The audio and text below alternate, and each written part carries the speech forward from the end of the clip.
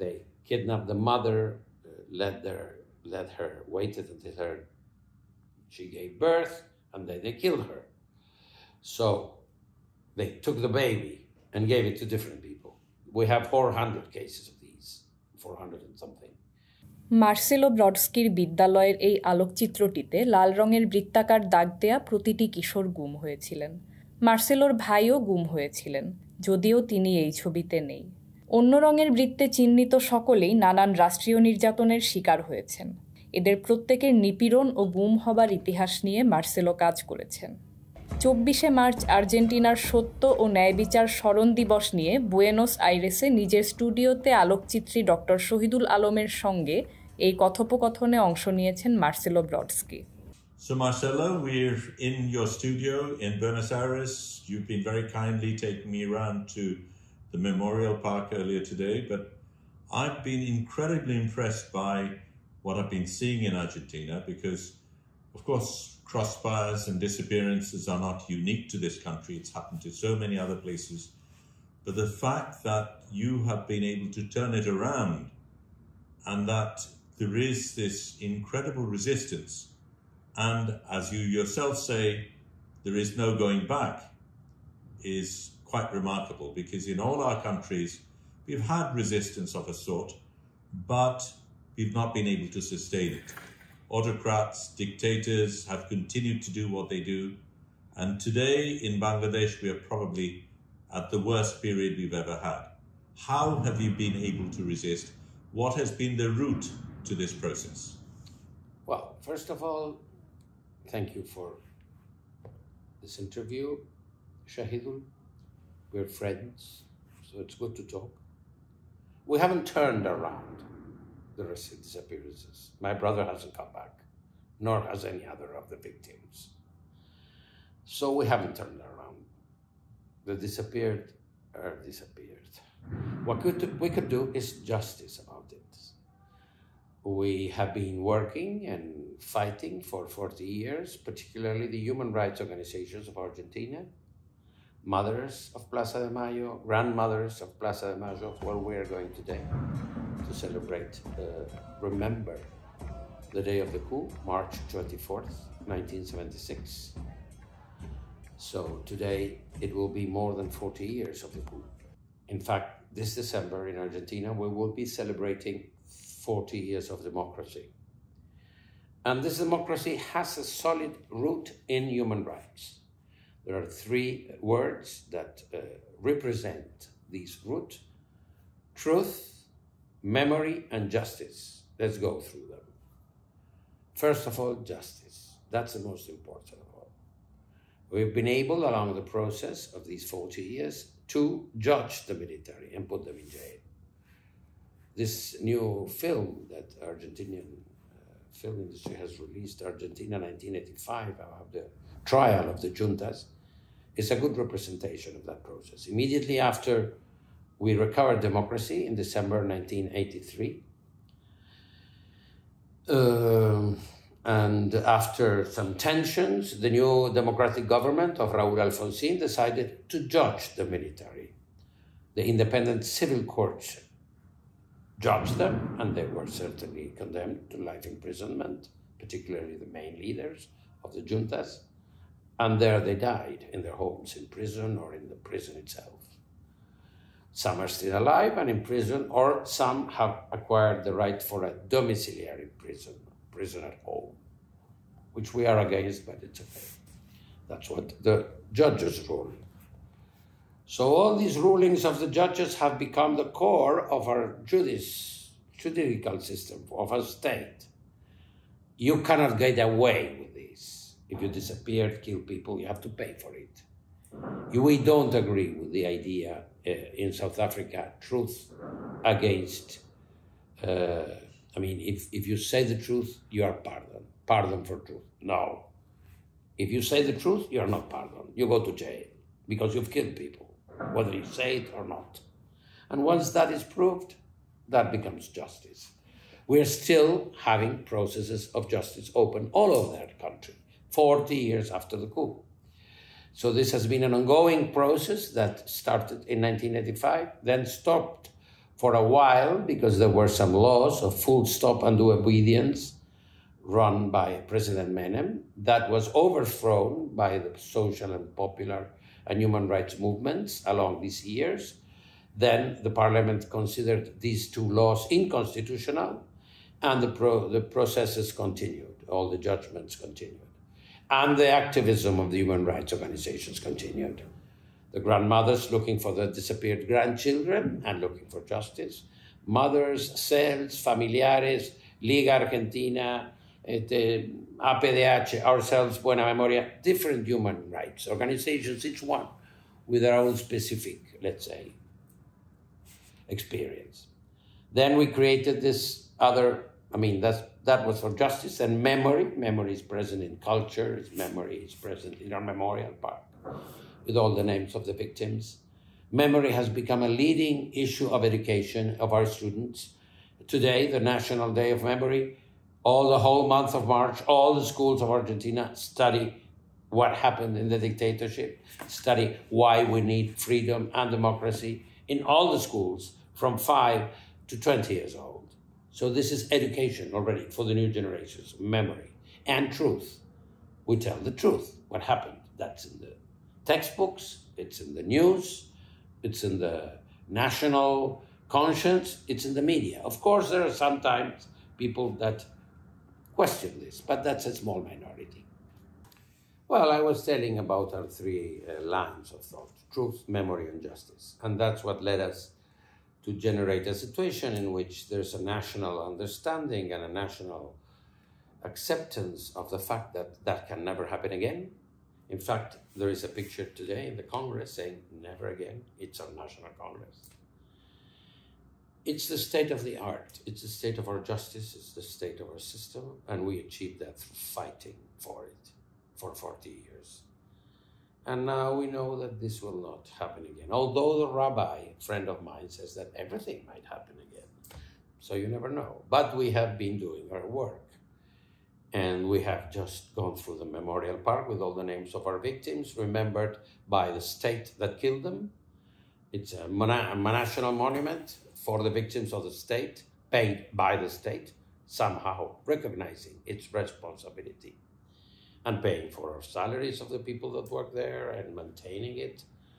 It's a national monument, a place where all the names of the victims of the dictatorship are. And we have many other memorial places all over the country. Wherever we have little inscriptions in the streets with the names of the victims, something that Christian Boltanski did, something similar in Berlin, but we have been doing this for 20 years, 30 years.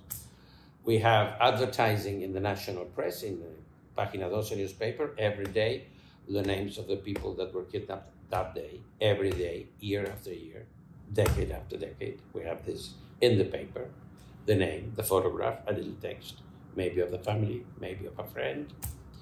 So there is a national unity around this, although there are always people that are against it. It's a democracy. But this is a majority feeling. This is the state of the consciousness of our country and what we can tell the world. We have been able to judge the military. They were in prison, died in prison, where they deserved to be. And we didn't trade for that. We just achieved that through struggling year after year. You have achieved this because the human rights organizations collectively campaigned consistently over so many years. Yes. What kept you going? Yes. The mothers lost their children, they never gave up. The grandmothers lost their grandchildren, they never gave up. They're still looking for them, and they will. When they die, their grandchildren that were recovered and now are part of the organization and got their identity back are the new leaders of the grandmothers, looking for their brothers, for their missing grandchildren. And that will go on. It doesn't matter how old they are, because this is a change in their identity, and that is a crime that doesn't end. And when they are recovered, the state gives them the real name, and the document they have been using for the other life is not valid anymore. They have a new name, the real name. And as this, many other things, we have been able to do that in culture, in art, in the tribunals and in the families. And this is education too. It's part of our condition, of our way of being. In every forum we take this experience of human rights as a center part of our identity, the fight for freedom and the fight for justice. And we achieve this through different ways of action, not necessarily coordinated, just the addition of many things. Of course, the human rights organizations are coordinated. I will be one of the speakers today in the event we have in the Plaza de Mayo to remember the 43rd anniversary of the coup. We do many things together. Other organizations do their own. Then the artists do what they want, and the musicians and theaters. And in every different places, every different parts of our society, we have something. The Jewish club where my father is a member invited him to give a talk.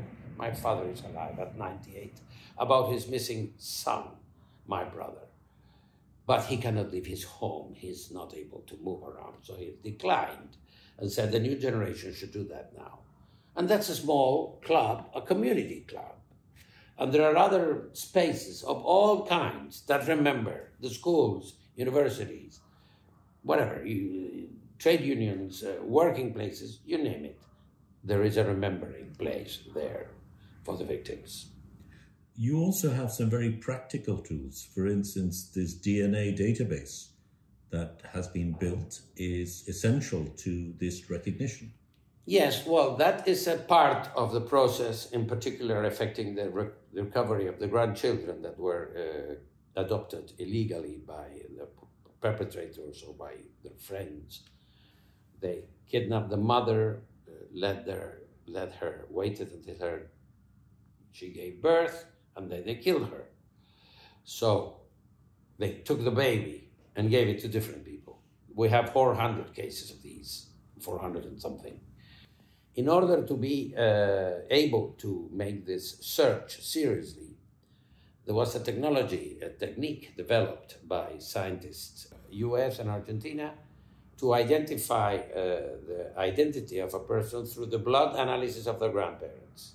Since the parents were killed, we could reach a mechanism with which, studying the DNA of the grandparents, you can identify the person you're looking for. So there is a DNA bank with the analysis, the blood analysis of all the missing grandchildren. And whenever somebody has a doubt of the identity or an investigation leads you to have a doubt and to get some blood analyzed, then the person goes to get his blood or her blood analyzed in the data bank, and this is checked with the available data, and that's how we identify the missing children. In fact, we identified one maybe less than a month ago. This happens all the time through different means, declarations, doubts, whatever. But we've been able to find so far 140 of the missing grandchildren.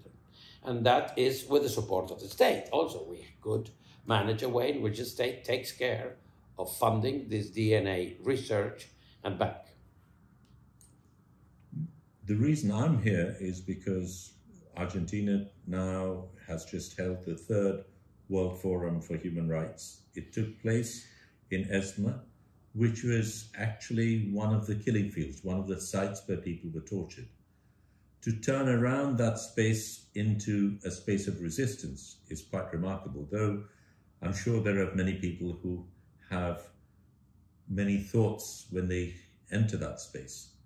Yes, I'm one of them because my brother was killed there. So I go there now and then. I was in an event of the forum in the Conti Cultural Center within the space, but I don't like to go very much. It's because my brother was killed and tortured there, so I go not very much. I prefer to go to the Memorial Park beside the river, which is an open space that is not the place of torture.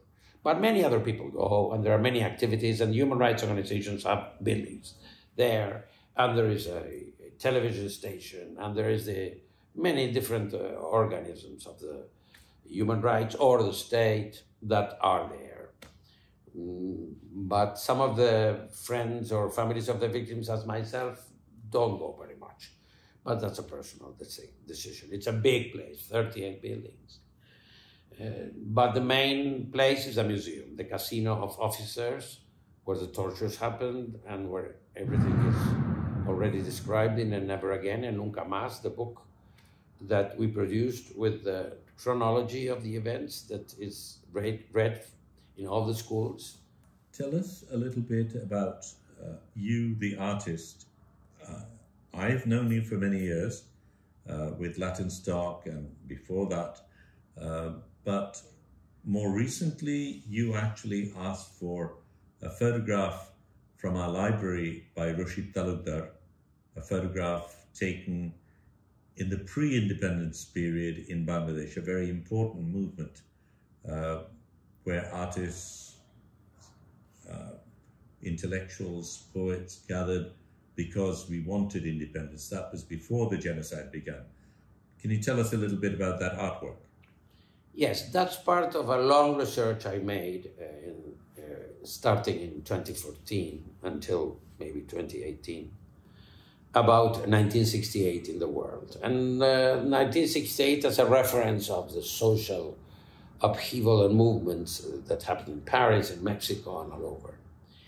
Bangladesh has its independence in 71, so it's in the same time period. We're talking about the 60s, the early 70s, the independence of Bangladesh out of many African countries, particularly the Portuguese colonies, got independence in 74. So this moment, I made a long research, and the research was based in looking for photographs that showed what happened there in each place, and renting these photographs from the archives or from the photographers and intervening them with color, paint, and text to create a whole, let's say, story, a map of the 68 movement around the world that included the independence of Bangladesh. That's why I asked Shahidul Alam for a picture, and I made my intervention in it, referring to the independent movement in Bangladesh. And as there are images of the repression in Dakar, in Paris, the action in Cordoba, Argentina, and in Madrid, or in Belgrade, or in London, or in Chicago, all over the place. Brazil, Mexico, and so on. Mexico, we had the massacre of Tlatelolco in 1968. In fact, I started this research when, in 2014, 43 students of the school of Ayotzinapa were kidnapped, and they never showed up again. They were kidnapped in 2014 in September, and they were going to celebrate the Tlatelolco massacre on October the 2nd. So they were killed. These are the bombs of the people marching today to the square.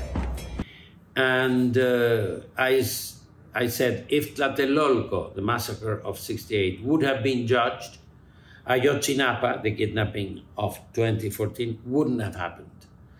And that's what led me to go to 68, this Ayotzinapa contemporary case. And then I stayed there and I started looking around. I found many other cases. One of them was Bangladesh.